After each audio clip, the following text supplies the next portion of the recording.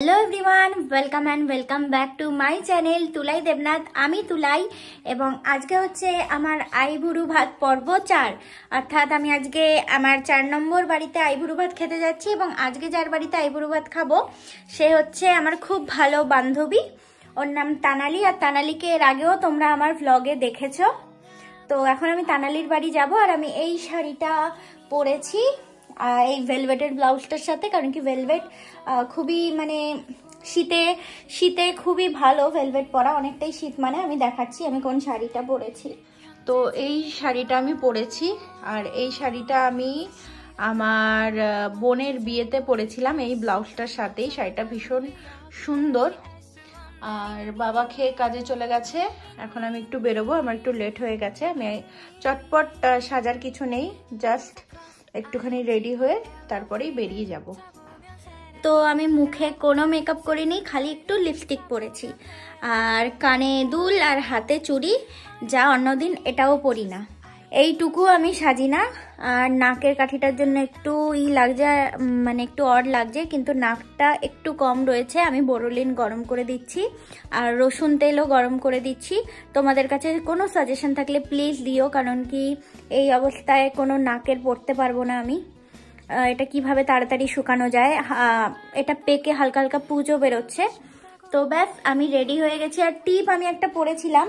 কিন্তু আমার নিজেকে টিপে একদম ভালো লাগে না হয়তো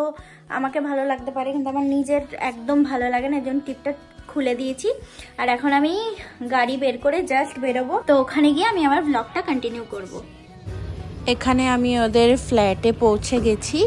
এবং ফ্ল্যাটে পৌঁছাতেই দিদা আমাকে এই শাড়িটা দিয়ে বলল এই শাড়িটা পরে নিতে কারণ আইবুড়ো ভাতে যে শাড়িটা দেয় ওই শাড়িটা পরে খাওয়ার নিয়ম আছে তো তারপর আমি জানলায় ফোনটা রাখার চেষ্টা করছিলাম ভয়ও করছিল যদি পড়ে যায়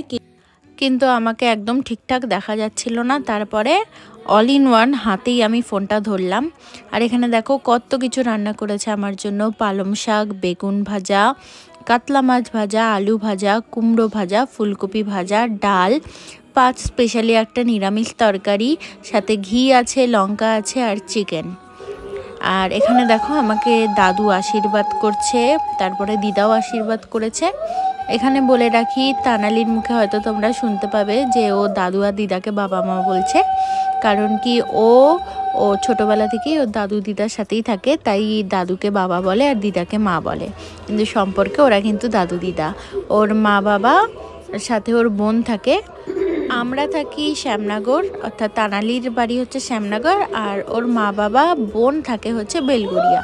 ওর মাকে মাম্মু ডাকে আর বাবাকে কিন্তু পাপাই ডাকে আর মা বাবা কিন্তু ওর দাদু দিদাকেই ডাকে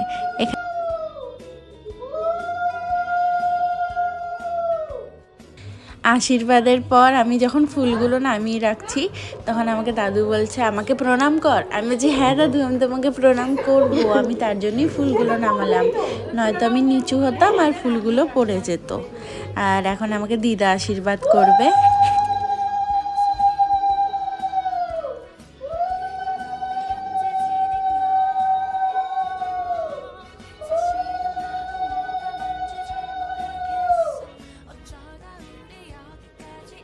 মায়ের মুখটাই দেখা যাচ্ছে না টুপিতে ঢেকে গেছে আমি টুপি পরা আমার এই যে এরকম অবস্থা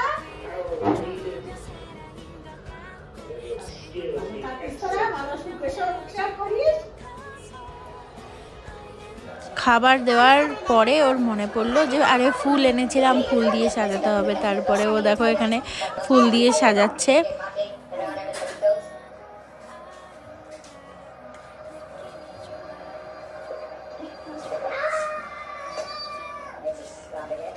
খেয়ে দিয়ে আমি কিছুক্ষণ বসে যখন বেরিয়েছি তখন 5:30 বাজে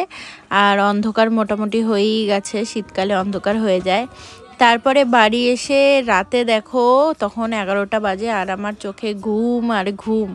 আমি তখনই ঘুমিয়ে পড়তে যাচ্ছিলাম তারপরে আমি ভাবলাম ব্লগটা আমি শেষ করিনি আর নাকের অবস্থা দেখো প্লিজ কোনো সাজেশন থাকলে আমাকে দিও নাকের বিষয়ে আর আজকের ভিডিও এইটুকুই ভালো লাগলে লাইক শেয়ার কমেন্ট করতে ভুলো না সাবস্ক্রাইব করে দিও থ্যাঙ্কস ফর ওয়াচিং